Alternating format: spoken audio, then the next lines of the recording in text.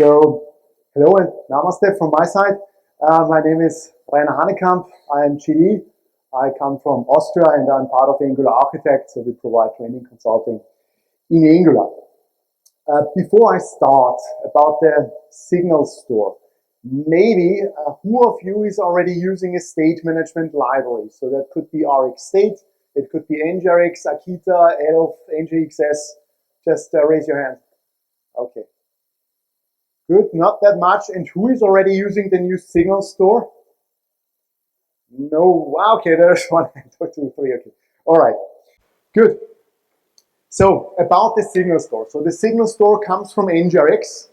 As you have heard before from Michael, there are also other libraries, but in general, if you use signals, and it's all of course obvious, very clear that the complete Angular framework is moving towards signals, then we know already just by using those 3 basic functions that will not be enough for very large applications. We need to have more.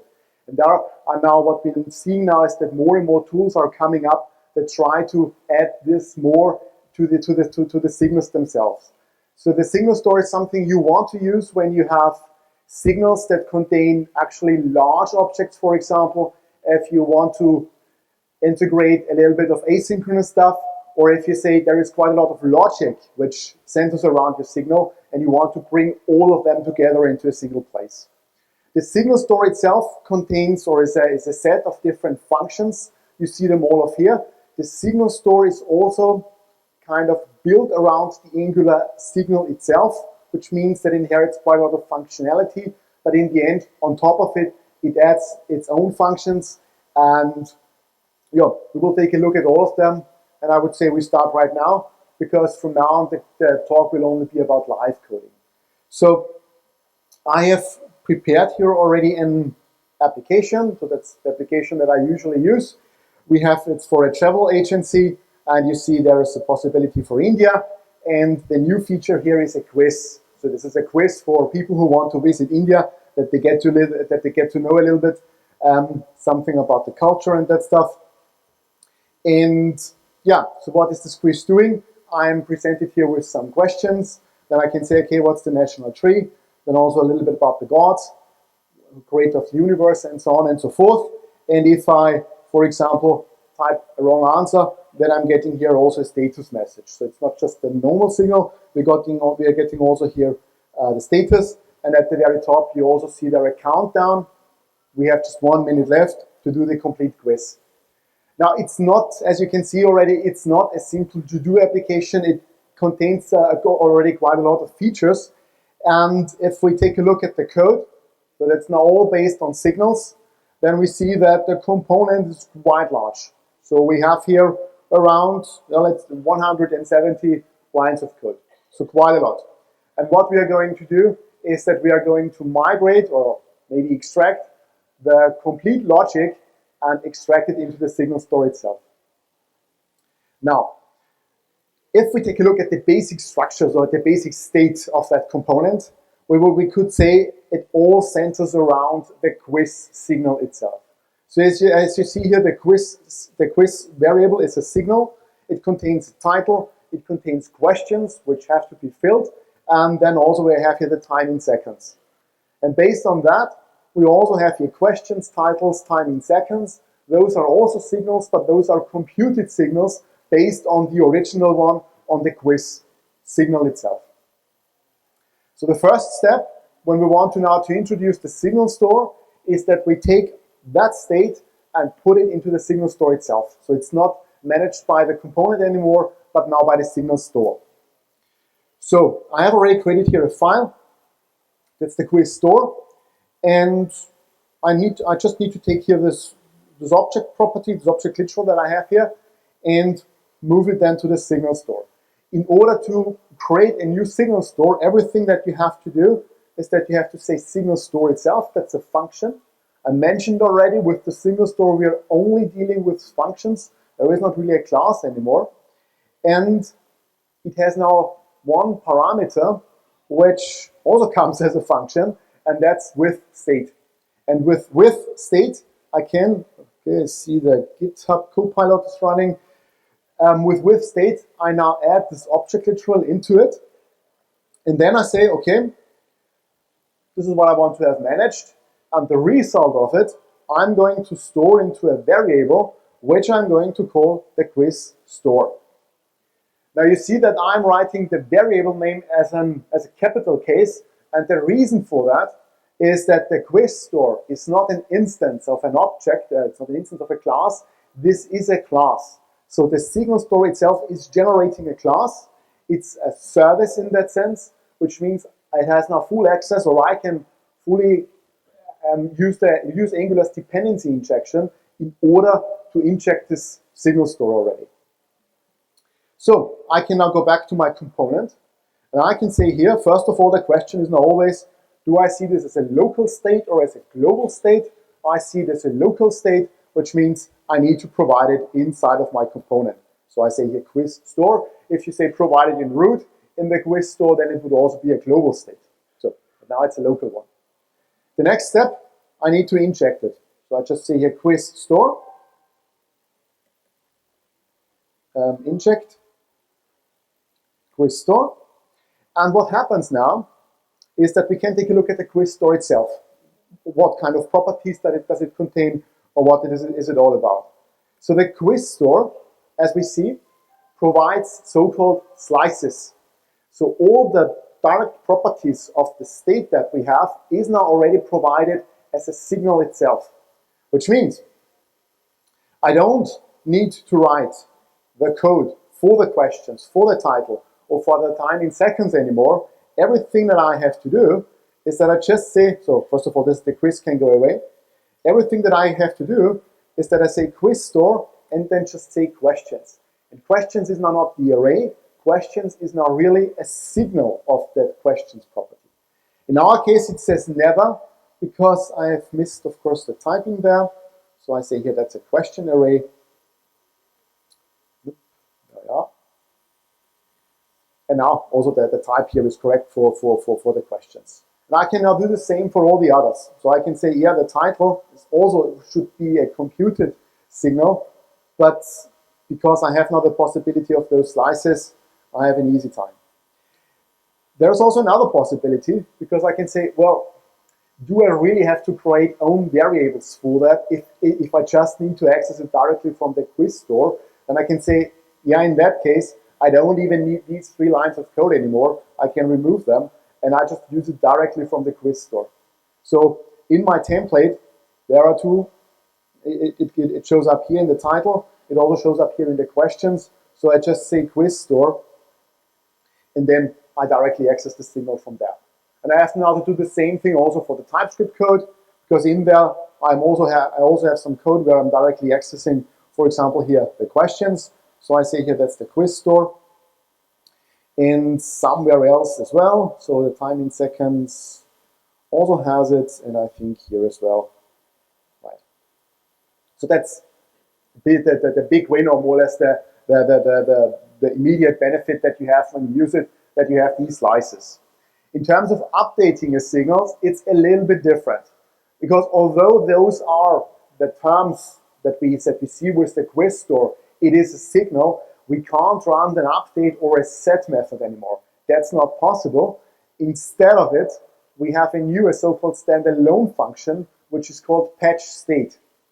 So this is something which you want to use when you're dealing again with signals that are very large. You don't always want to clone the complete value and deal with it. Everything what you want to do is that you say, okay, from the big object that I have, I only want to update some parts of it, and that's what the patch state allows you. So with the patch state, I can say, okay, quiz update is not going to work. So I say here just patch state. I need to provide my store, obviously. So I say here that's the quiz. And then the update function would then be the second parameter. So just some tiny changes that I have to do, but in the end, it works very nice. So here we have our quiz as well. Good. And because I don't, this is what you see here, I need to completely clone all of my object. Because I have now the patch state, I don't have to do this anymore. So I can say, okay, I don't need to return the complete quiz. I only need to return those things that I want to have changed, and those are the questions. So I say, okay, I'm going to make it a shortcut. Some issues with the parentheses again. Yeah, let's see. So I say here questions. Save it. This one I think has to go away. And then I'm done. So that's the way how the patch state works. And then, of course, we also have somewhere else an update to our signal that's here in the constructor. This looks ugly, by the way. So when you do this, you see there is an untrack, there is an effect. That's not very nice. And we will see what the SignalStore can do about this to make this better. But at the moment, we just stick to the patch state and we say, yeah, there is the untracked in it. I don't need to use the untracked if I have the patch state. So I can just say here, this quiz store, and just write the quiz into the store, and that's it for now. We still have the effect, we will get rid of that one as well. Good, let's see if the application is still running. Yeah, looks good. So this was about managing state in general. The next thing is that we also want to move the logic to the SignalStore. So as I said, we want to have everything together, the logic and also the data. And at the moment, I would say we have two kind of logic functions. The first one is the answer. The second one is the set ID, which I use in the constructor. So here, when I'm going to load the quiz from some endpoint, I will also say that this is also some kind of a logic. We start with the simple one, and that's the answer. So when I, as a user, if I click on a button, then something should happen, and that's what the answer function here is all about. So I'm going to copy it, or move it more or less. I'm going now back to my quiz store, and what I have here, next to with state, I have another function, which is called with methods. And with methods is that function where you put all your logic in it. So I say here with methods. The with method function expects now a function again, which gives me direct access to my store, and it expects that I'm returning now an object literal that contains all the methods that my SignalStore should be able to provide to the component. So I say here I'm going to return the answer function that I've just copied. So this is what I'm going to return. Of course, I also need to make some changes here. Quiz store variable does not exist anymore. It's now called the store here as well. It's not this, it's just store. But I think we are already done. Right. And in my component, I don't have this function anymore, but I can now more or less call the answer function directly from the quiz store. So somewhere in the template, there is this event handler. Here we have it. And here I say again, well, quiz store, just call the answer function. So you see already that we are moving more and more parts of our TypeScript part of our TypeScript into this quiz store. Then about the effect, I also want to extract this part here. So I'm going to copy this function again. I'm going to now into my quiz store. I add it here. Some changes that I have to make. First of all, I call it set ID. You see, I can leave it as an asynchronous function. That's not the problem. And I need to update here, of course, my store as well. Now, the real problem that we have now is the quiz service. How do we get access to the quiz service? I mean, this here is a function. So in terms of dependency injection, we can't use the constructor. That's the way it is. So there is no possibility to use dependency injection here via the constructor, but we have the inject function available that I can use before I'm going to return my object literal. So here, this code, which I have now highlighted, this runs in the injection context. Not later, but right here. So if you want to get anything from the dependency injection, you have to do it right here. So I say here, this is the quiz service that I need, and I'm going to inject it. And I say this is the quiz service that I want. And then this thing can go away. The ID is also an issue, of course, because it's not the ID, it's coming from the function. And then we are done with that part as well. So the set ID is now available. It has access to the quiz store. It is an asynchronous function. And inside of our effect, I can just say, okay, I'm going now to call my quiz store again. And I just say set ID, this ID. That's also a signal. Not perfect. This is something we still will improve. But for the moment, with methods, That's as far as we can get. The third main method that you have then, logic, state, derived values is the third element. So we also have some kind of computed functions or computed values there at the moment in our quiz. That's the status. So if you remember, that's that part which tells us how many answers we have answered correctly, how many of them are wrong. And I can say, yeah, I also want to put this now into my quiz store. So I'm going to copy it again. I'm going to switch over. And it's now not called with methods, also not with state, but the third function is with computed. And that's very straightforward, I would say. The with computed, another function which gives me the state, and it expects from me to return an object literal where the properties are the computed functions. So in our case, if I say the status is the only computed function that I want to provide now at the moment, then I just need to return here an object literal. I say, yeah, that's the status. Computed, I can use the normal computed. I don't need to use any specific function from the SignalStore, because as I said in the beginning, the SignalStore builds upon the Angular native signal, so all the functions that Angular already provides for us are available here as well. There is one issue though. Here we have it again with the quiz store that we're now going to change it. Good. And of course, I also need to update my template, because in here we have our quiz store. So I'm going to activate it like this. No. Right. Let's see if the application is still working. Also maybe a good point in time to check the time itself. Yeah, looks good. Yep, looks nice. Looks nice. Good. Everything's working. Good. I said before, SignalStore is something you can use when you want to have some asynchronous stuff. We have already seen how with the with methods that works. But for more complicated cases, we still need to use, for example, RxJS. And also here, the SignalStore also has an answer to it. What I want to achieve is that I want to increase a little bit the reactivity that I have. Because at the moment, we're now coming back to our constructor. There is this effect. And maybe I don't want to use this effect because it doesn't feel right. Or what I actually want to go to is that I say, what if I have a possibility? I mean, this ID that we see here, that's a signal. It's a reactive element. What if I have the possibility just to pass the signal as it is to my SignalStore, and I can tell it, hey, look, whenever this signal ID is changing, then I just want you to run the set ID automatically.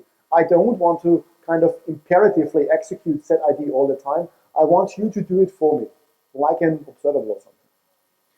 And this is possible.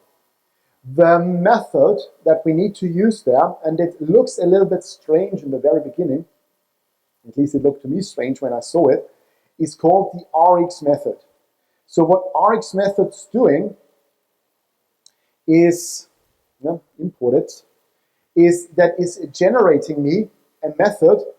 Let me quickly fix here all the imports so that the red goes away. Makes me a little bit nervous. So the Rx method is generating me a method which says I'm going to expect that you provide me with an observable, it's also possible, a signal, or it's just a simple value.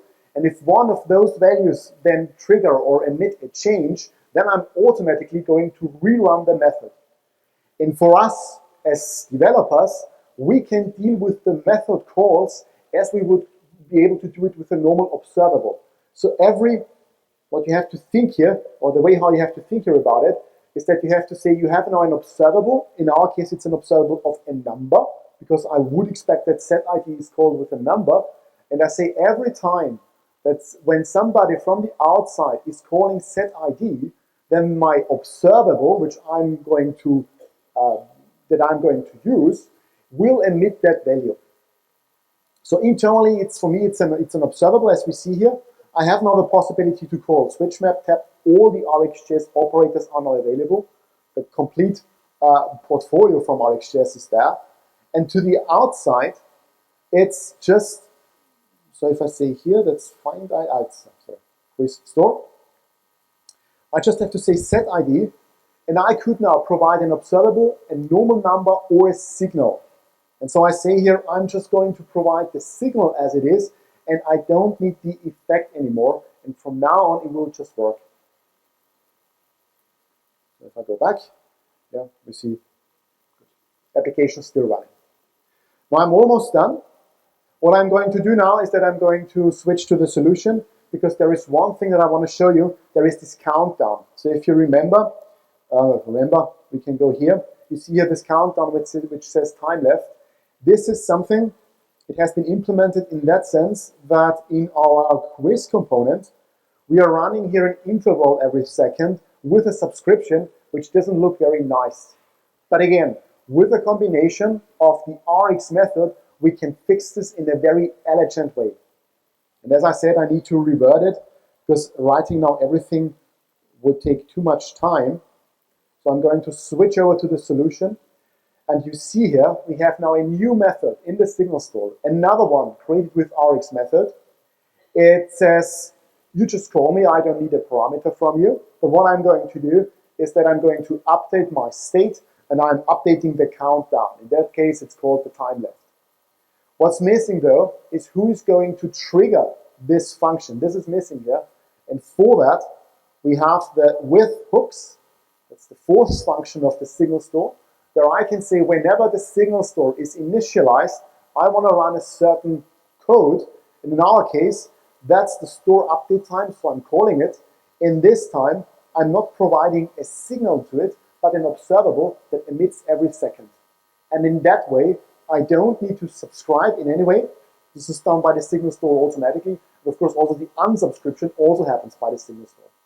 So with a combination of those some methods that we have seen, we can achieve quite a lot. And that's it more or less. So let me quickly come to the summary, because I think I'm already over time.